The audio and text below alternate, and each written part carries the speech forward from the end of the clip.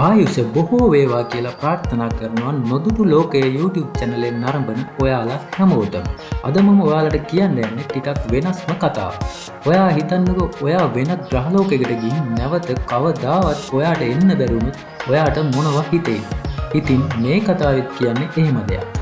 ඒ සිය කැමැත්තෙන්ම නැවත කිසිම දවසක පෘථුවියට නොඑන්නම අඟහරු ලෝකයට යන්න හිතාගෙන ඉන්න පුංචි ගගනගාමීවරිය මේ කියන්න යන්නේ ඇලිසා කාසන්ගේ කතාව. ඒත් එක්කම කියන්න ඕන ඔයා තවමත් මගේ YouTube නාලිකාව සබ්ස්ක්‍රයිබ් කරලා නැත්නම් දැන්ම අපිව සබ්ස්ක්‍රයිබ් කරන්න කියලා මතක් කරනවා. හරි, එහෙනම් වැඩි කතා නැතුව අපි යමු කතාවට. ඇලිසා කාසන් 2001 මාර්තු 10 වන දින ලුසියානායේ හැමන්ඩ් වලදී උපත ලබා තියෙනවා. මේ පුංචි තියනිය වයස අවුරුදු 7 දී ඇලබාමාවේ හන්ට්ස්විල් ප්‍රාන්තයේදී ඇගේ පළමු අභ්‍යවකාශ කඳවුරට සහභාගී වෙලා තියෙනවා. ඒත් සමගම ඇයට රටවල් 26ක සංචාරය කරන්නත් වාසනාව ලැබිලා තියෙනවා. ඒ වගේම ඇයට ඉංග්‍රීසි, ප්‍රංශ, ස්පාඤ්ඤ සහ මැන්ඩරින් වගේ භාෂා කිහිපයක්ම කතා කිරීමේ හැකියාවක් පවතිනවා. ඒ වගේම ඇය 2014 වර්ෂයේදී තිරගත වුණු වාර්තාගත චිත්‍රපටයක් වන The Mask Generation කියන චිත්‍රපටයේද රඟපෑමෙන් දායක වෙලා තියෙනවා. අභ්‍යවකාශය පිළිබඳව ඇය තුළ තිබුණු දැඩි උනන්දුව නිසාම NASA ආයතනය මගින් තුර්කියේ සහ කැනඩාවේ පවත්වන ලද අභ්‍යවකාශ කඳවුරුවලටද සහභාගී වුණු ලාබාලතම සමාජිකාවිය වීමත් ඇය ලැබූ වාග්යක් වෙනවා. මේ නිසාම ඇයව බ්ලූබෙරි යන අන්වර්ථ නාමයෙන්ද හඳුන්වනු ලැබුවා. ඒ වගේම ඇය වයස අවුරුදු 15 දී පෝසම් කියන අභ්‍යවකාශ අකාදමියට සම්බන්ධ වීමට තෝරාගත් ලාබාලතම පුද්ගලයා බවට පත් වුණා. වයස අවුරුදු 18 දී කාසන් ඇගේ ගුවන් නියුම් බලපත්‍රය ලබා ගන්නට සමත් වෙනවා. වගේම අභ්‍යවකාශ තරණය සඳහා අවශ්‍ය වන ජල පැවැත්ම, ජී බලකා පුහුණුව, සූත්‍ර ගුරුත්වාකර්ෂණ, ගුවන් ගමන් සහ විසංයෝජන පුහුණුවද ඇය ලබා ගන්නට සමත් වුණා.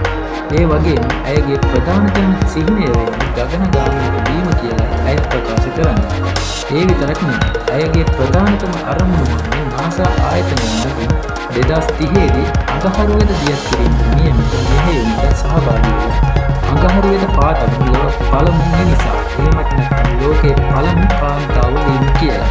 අභ්‍යවකාශ විද්‍යාඥයන් කියන විදිහට මේ මෙහෙයුම ගොඩක් විශේෂ මෙහෙයුමක් කියලා කියනවා.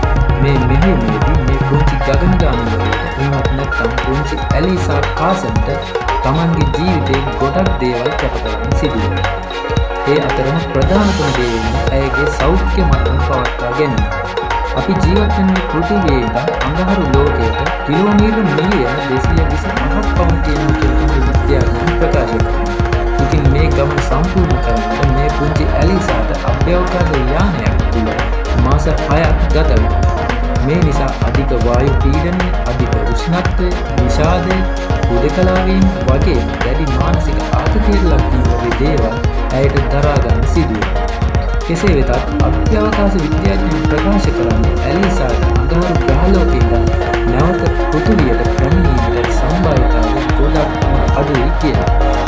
ඉතින් මේ නිසා ඇලිසාට තමන්ගේ භද්‍ර යෞවනය, දෙමව්පියන්, යහළුවන් වගේම ආදරය, විවාහය, දරුවන් ලැබීම වගේ ජීවිතයේ සුන්දර දේවල් ගොඩක් අහිමි.